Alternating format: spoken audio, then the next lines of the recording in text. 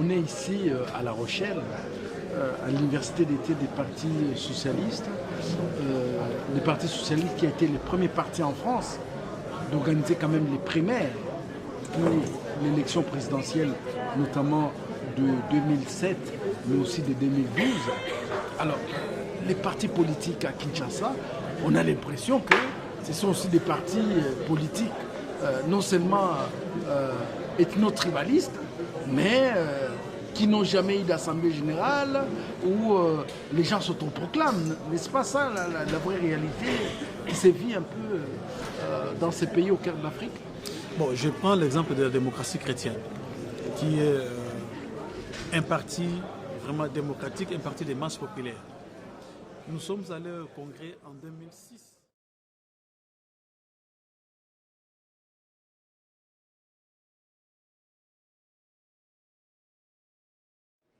Et l'actuelle classe dirigeante a été élue, dont Eugène Diomidonga, qui se retrouve injustement aujourd'hui en prison. Et au moment où on voulait organiser notre congrès, on a connu des problèmes. Toutes nos décisions, que ce soit au niveau national ou au bureau politique, ont toujours été des décisions collectives. Non, nous ne sommes pas un parti où celle Diomidonga décide ou M. Kita décide. Non. Il y a une vraie démocratie participative. Même si la majorité du bureau politique donne un avis contraire à celui de M. Diomidonga ou de M. Kita, on fait profil bas, on approuve. Nous, on a toujours fonctionné comme ça. La preuve année, la démocratie chrétienne n'a jamais connu beaucoup de problèmes de gestion. Comme les autres partis qu'on connaît. Malheureusement. Bien qu'il y ait aussi des trahisons, beaucoup de gens qui sont aujourd'hui avec M. Kabila ont été membres de la démocratie chrétienne. C'est des mangeristes à tous les râteliers. Écoutez, nous sommes en politique, chacun est libre de faire son choix. Et puis, il faut savoir que la démocratie chrétienne, c'est un parti qui a toujours respecté les valeurs républicaines. Donc, vous n'avez jamais pris des armes? Comme vous le dites, on n'a jamais pris les armes, on n'a jamais mené une opposition destructive, parce qu'il y a deux formes d'opposition, constructive et destructive. Oui. Nous, notre opposition... Il n'y a pas de seigneurs de guerre? Non, il n'y en aura jamais, parce que nous prônons les valeurs morales chrétiennes. Nous luttons contre les anti-valeurs. C'est ça la différence avec la démocratie chrétienne.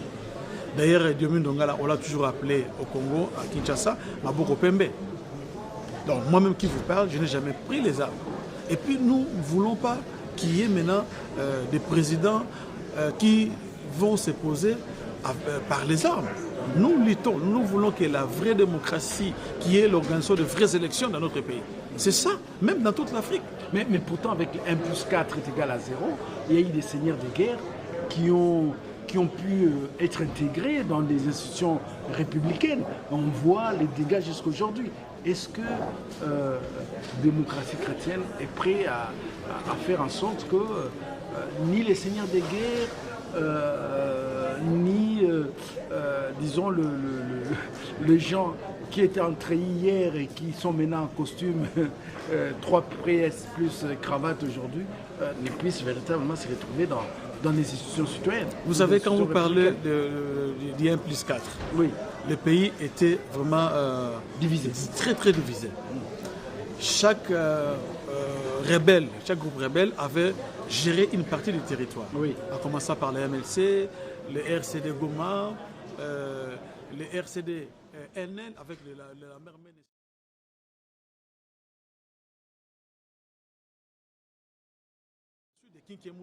Qui sont tous des rebelles. Alors, ils ont tellement massacré nos populations. Alors, on s'est dit, avec la bénédiction de la communauté internationale, pour qu'il y ait la paix, il faut maintenant qu'on puisse dialoguer. Et nous sommes partis à Saint-Titi, vous connaissez l'histoire. Pour qu'il y ait la paix, l'unification et la pacification du pays, on a mis en place ce schéma-là du 1 plus 4. Mais on a constaté après, jusqu'à aujourd'hui, les mêmes seigneurs de guerre, comme ils se reprochent des crimes, des sangs qu'ils ont commis dans notre pays, des crimes économiques et sociaux, ils ont peur de quitter dignement les pouvoirs. Même la majorité des membres du gouvernement. Ce sont des seigneurs de guerre, Kinké Moulumba, de la mer Mende. Ils ont massacré nos populations. C'est dommage pour M. Matata Ponyo, qui se retrouve autour des gens qui ont commis des crimes, des sangs, des crimes physiques, des crimes contre l'humanité. Il est pris en otage, celui-là. Mais Matata Ponyo ne fait rien. C'est un technocrate, d'abord, ce n'est pas un homme politique. Mais il est pris en otage. Matata Ponyo, c'est un technocrate, mais il est pris en otage. Par les seigneurs de guerre. Par les seigneurs de guerre.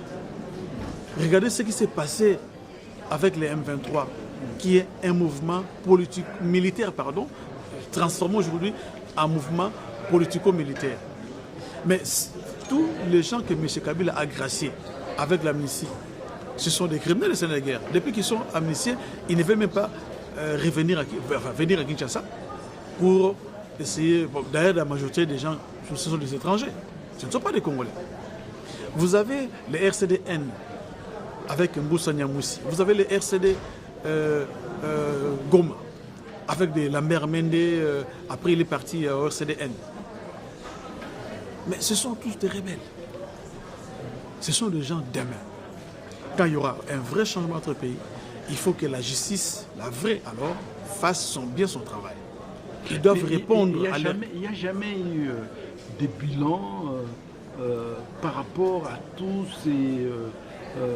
ces mouvements rebelles qui ont d'une manière ou d'une autre, géré une portion des territoires de la République démocratique du Congo.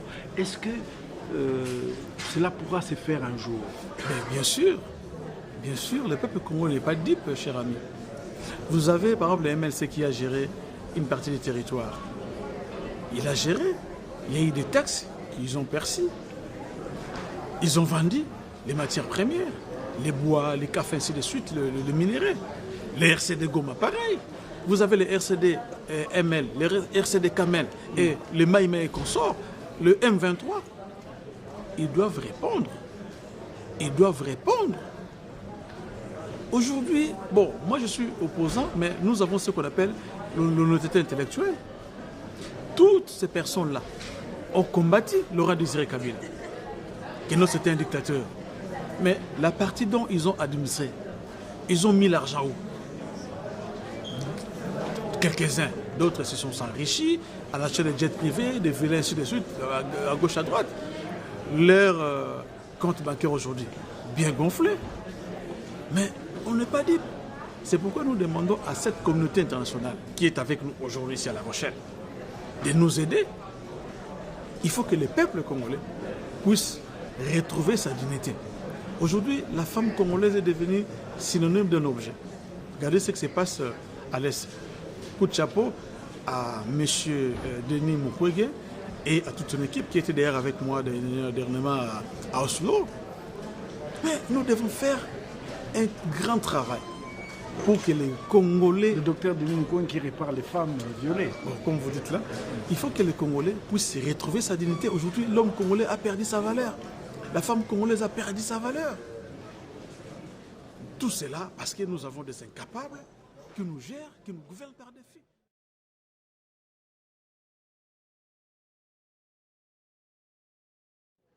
Alors revenons un peu à Congo Désir. Quels sont les objectifs? Est-ce que c'est débouter dehors alias Joseph Kabila? Est-ce que c'est faire en sorte que la Constitution soit respectée alors qu'on sait qu'on n'a jamais respecté cette Constitution-là? Est-ce que c'est faire en sorte que les élections soient libres, démocratiques et transparentes? On sait qu'en RDC, il n'y a jamais eu des élections libres, démocratiques et transparentes. Et on sait aussi que l'abbé Malumalu, qui est le président de la CENI, la Commission électorale nationale indépendante, n'est jamais là et personne ne réclame sa présence ou le fait qu'il soit remplacé. Mais pourquoi cette léthargie des acteurs politiques congolais? Vous savez que la RDC qui a connu plusieurs dictatures n'a plus besoin aujourd'hui d'un homme fort qui se croit au-dessus de la Constitution et des lois de la République. Vous savez, Congo Désir, comme je venais de dire tout à l'heure, on a lancé cette campagne parce que nous avons constaté qu'il y a trop d'inégalités. Et nous refusons, dans la démocratie chrétienne, à travers cette campagne citoyenne, politique et populaire, nous nous refusons d'idolâtrer des individus. Nous nous refusons cela. Nous voulons que l'ordre constitutionnel soit respecté. Nous voulons qu'un président de la République qui va venir demain, il fait son mandat, son premier mandat de 5 ans. S'il sera réélu, tant mieux, il fait son 2 mandats, il part. Nous ne sommes pas dans un royaume ou dans une monarchie. Il faut que l'ordre constitutionnel, je le souligne bien, soit respecté. On a le pays comme le Sénégal, où l'ordre constitutionnel est respecté. On a la Tanzanie, on a la Zambie, on a le Kenya. Et d'autres pays, vous savez ce qui s'est passé aujourd'hui en Tunisie. Un président entrant qui a battu le président sortant. C'est comme ça. C'est comme ça, il faut que les choses tournent. Il y a eu un certain moment aussi, même au Congo-Brazzaville, le président Sassou a été battu par les Souba. Mais il faut que l'ordre constitutionnel soit respecté. Parce que le danger, c'est quoi? Surtout l'alternance. C'est ce que j'ai dit. Mais quand on parle de l'ordre constitutionnel, c'est ça l'alternance. On ne veut plus de présence à vie dans le Congo-Désir. C'est ça notre objectif. Nous voulons que l'être humain aussi, les Congolais, soient respectés. Vous êtes aux affaires, respectez ceux qui ne sont pas aux affaires. Il faut que les droits de l'opposition soient respectés aussi. Parce qu'aujourd'hui, quand quelqu'un est aux affaires, il prend les opposants comme leurs ennemis, comme si c'était le diable. Le cas aujourd'hui dans notre pays, à Kinshasa, à la République démocratique du Congo, les opposants sont considérés comme des vrais ennemis de ceux-là qui sont au pouvoir. Regardez par exemple Diomaye Ndongala, qu'est-ce qu'il a fait pour mériter les sorts qu'il est en train de subir actuellement. Regardez par exemple les sœurs de Jean-Pierre Bemba. Regardez, il y a tant d'autres personnes, Christopher Ngoï, le défenseur des droits de l'homme, qui n'a jamais commis de crime parce qu'il défend seulement les droits de la population. Donc au jour d'aujourd'hui, on ne peut pas tenir...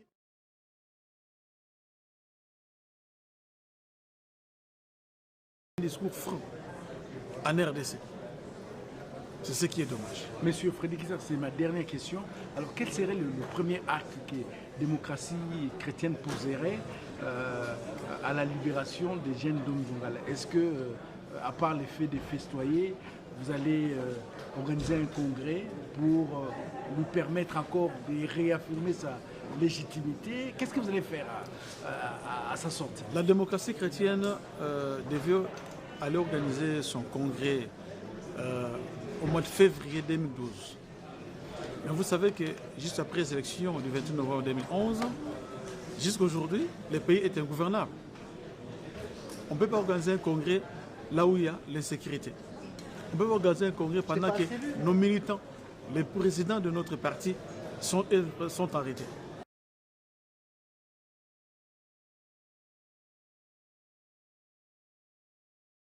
Donc là, on attend. Quand vous parlez de festoyer, mais nous, la démocratie chrétienne, on va fêter comment pendant que les peuples vivent dans la misère la plus noire? On va fêter comment pendant que les fonctionnaires gagnent un salaire de misère? On va fêter comment pendant qu'il n'y a pas la vraie démocratie, pendant qu'il n'y a pas le respect des droits de l'homme dans notre pays? On fêtera ces jours-là quand il y aura vraiment la vraie démocratie, quand il y aura la paix, la liberté, quand il y aura l'alternance démocratique. C'est là qu'on peut parler de festoyer. C'est là je suis désolé, c'est là qu'on peut parler de festoyer. Au jour d'aujourd'hui, même si Diomaye Ndongala sortait d'air, je vais rappeler une chose à nos auditeurs et auditrices, même à ceux-là qui nous regardent. Diomaye Ndongala a été arrêté pour la première fois le 10 décembre 1997 par un commando de 40 personnes. Juste quelques temps à l'entrée de l'AFDER. Et en 1998, il a été relâché. Après, il y a eu une succession d'arrestations jusqu'à aujourd'hui. Donc au jour d'aujourd'hui, il est à sa 14e arrestation politique, je dis bien. À sa 14e arrestation politique. Voilà. Donc, il faut savoir que nous sommes dans un pays où règne la terreur. Donc il faut être un homme fort pour survivre. Je ne dis pas vivre, parce que là on ne vit plus, mais on survit. Merci. Merci beaucoup, Monsieur Frédéric Issa, d'avoir si gentiment répondu à nos questions. C'est moi qui dans vous remercie. Cette grande salle de presse ici à La Rochelle, à l'université d'été du Parti socialiste. Merci à vous.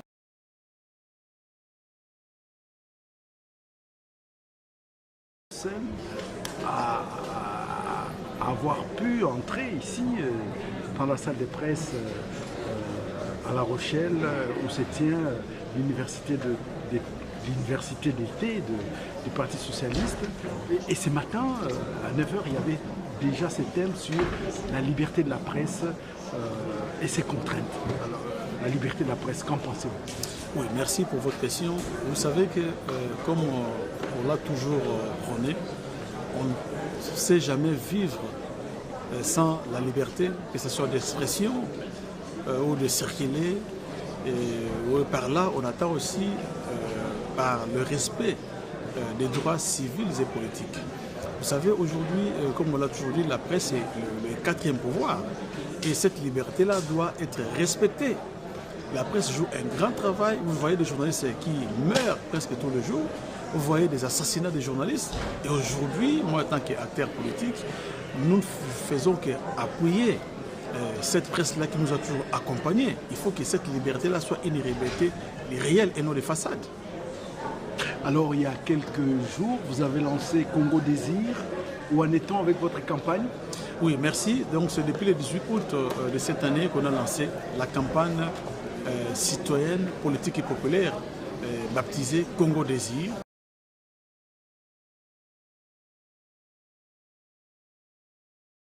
Et au jour d'aujourd'hui, il y a un engouement populaire. Vous avez même certains cadres d'autres partis amis sur place dans notre pays, en République démocratique du Congo, qui ont adhéré à notre vision.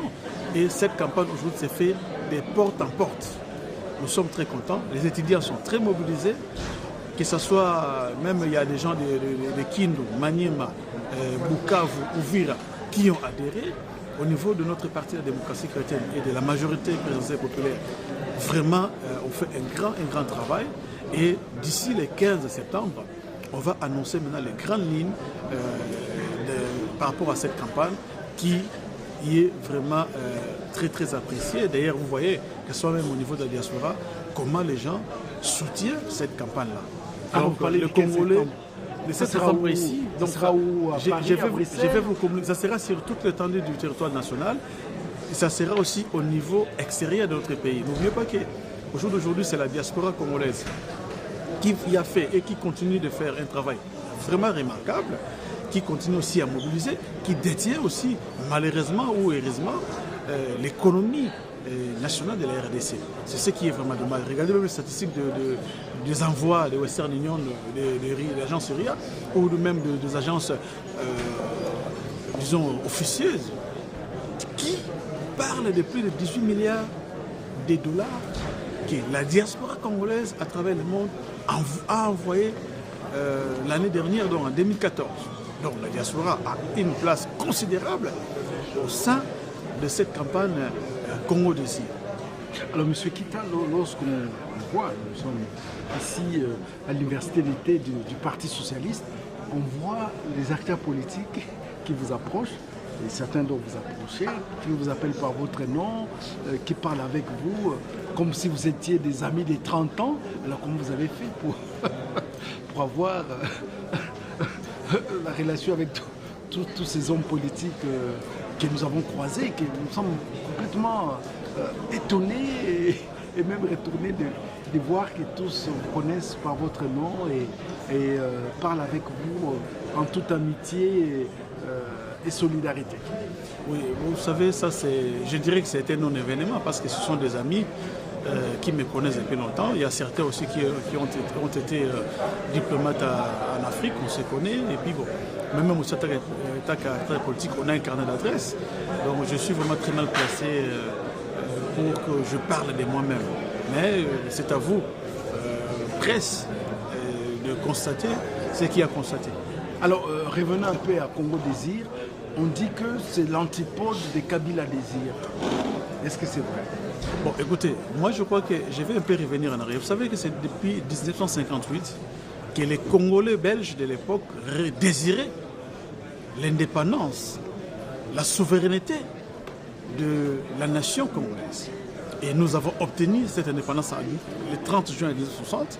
Vous avez vu, il y a eu une succession de coups d'État jusqu'à ce que M. Joseph Kabila arrive au pouvoir. Mais au jour d'aujourd'hui, le peuple congolais ne mange pas à sa faim. La démocratie n'existe pas au Congo. La liberté d'expression, la liberté de la presse. Vous savez qu'il y a eu plus de 16 journalistes qui ont été assassinés, je dis bien, dans notre pays. Il y a combien de prisonniers politiques dans notre pays? Combien de prisonniers politiques? Dont Ingé Diomi Ndongala, le président de mon parti, et le porte-parole de la majorité présidentielle populaire, qui est la plateforme de soutien à notre chef de l'État élu, Etienne Tshisekedi Tshilombo. Et vous dites que Ingé Diomi Ndongala est le prisonnier personnel d'Alias Joseph Kabila. Ce n'est pas quelque chose de nouveau. Nous connaissons bien l'histoire, comment ça a été bien boutiqué, comment Diomi Ndongala a été d'abord enlevé la première fois, relâché suite aux pressions internationales, et après repris, je dirais bien repris, entre les mains des services de sécurité. La justice n'existe plus au Congo, comme je l'ai toujours souligné. Diomi Ndongala, la démocratie chrétienne ne cessera jamais de le répéter, et les prisonniers personnels de M. Joseph Kabila. La prison centrale de Makala a une capacité de 1500 prisonniers. Mais aujourd'hui, il y a à peu près plus de 7000 prisonniers qui sont là-dedans. Donc il y a une surpopulation carcérale. Voilà, donc c'est vraiment inadmissible. Les fonctionnaires sont très mal payés. Il y a un semblant de réparation des routes, tout ça. Les élections. On colmate, au fait. On colmate, comme vous dites là, mais on est même incertain que demain, on ira aux élections. C'est là que Congo Désir est né. Nous ne sommes pas Kabila Désir. Vous savez, même les gars là qui a lancé Kabila Désir, cher messieurs les journalistes. Mais il n'y a pas longtemps où il traitait Joseph Kabila d'analphabète. C'est un profito-situationniste, c'est un flatteur bas étage. Vous croyez que ce monsieur peut aujourd'hui ou demain aimer Kabila? Mais déjà, il faut les écouter en privé, comment ils parlent du mal de Joseph Kabila. Mais il dit que tout Massimanimba dans les Bandundu est acquis à Alias Joseph Kabila. Mais non, mais c'est faux. Joseph Kabila n'est pas aimé par ces gens-là. Ce sont des gens qui sont avec lui juste pour leur ventre. Mais en réalité, ce ne sont pas des kabylistes. C'est à lui, Joseph Kabila, de faire très attention, de comprendre que ces gens ne m'aiment pas. Ils sont là parce qu'ils ont besoin d'argent. Ils veulent garder leur train de vie comme dans le passé. Et ils sont là en train de monter des cabales contre leurs propres frères congolais, dont le cas de M. Diomi Ndongala. Mais je vous dis, ce sont les mêmes gens qui ont monté, qui commencent à dire du mal de M. Mobutu. Ce sont les mêmes gens aussi demain qui diront du mal de Joseph Kabila. Donc nous devons faire très attention parce que nous sommes en face de nous des gens sans cœur. Donc vous dites que les dinosaures mobutistes sont devenus des mammouths joséphistes aujourd'hui au Congo Kinshasa. L'entourage de Joseph Kabila est composé de qui? Il n'y a que les mêmes personnes qui montaient hier des cavales, opération de Titumboka, les métiers de la voie de ainsi de suite. Ce sont les mêmes personnes qui se retrouvent tout autour de lui. Lui, quoi que ce sont les gens qui l'aiment. Non, il n'aime pas. Ce sont des profitos, je dis bien situationnistes. Mais demain, vous allez voir, quand Kabila ne sera plus aux affaires, ce sont les mêmes personnes qui vont commencer à parler du mal de lui comme ils en ont l'habitude de le faire. Kabila est encore jeune. Il peut demain, comme l'a si bien dit John Kerry, vaquer à d'autres occupations. Qu'il laisse Joseph Kabila tranquille, qu'il laisse aussi le Congo tranquille. Aujourd'hui, le Congo Désir réclame une chose, désire une chose. Ou le Congo désire une chose, la liberté de la presse, la démocratie, le respect des droits civils et politiques. Il faut qu'il y ait le respect de l'ordre constitutionnel. C'est ce que nous exigeons. Nous, à travers cette campagne, Congo Désir, qui n'est pas un parti politique de plus ou une ACBL, mais c'est juste le thème d'une campagne que la démocratie chrétienne a lancée. Congo désire. Qu'est-ce que les Congolais désirent? C'est la paix, la sécurité, la stabilité. Le respect, je dis bien, je le redirai toujours, de l'ordre constitutionnelle. Mais on parle de la paix en République démocratique du Congo. Il me semble qu'alias Joseph Kabila a pu rétablir la paix, notamment à l'est de la République démocratique du Congo, où il a fait chasser les M23 et tous les groupes armés qui existaient là-bas. Vous savez, il y a de cela 2 ans passés, M. Kabila est allé à Béni et à 10 km de là où il recevait ses amis, la population, il y a eu massacre.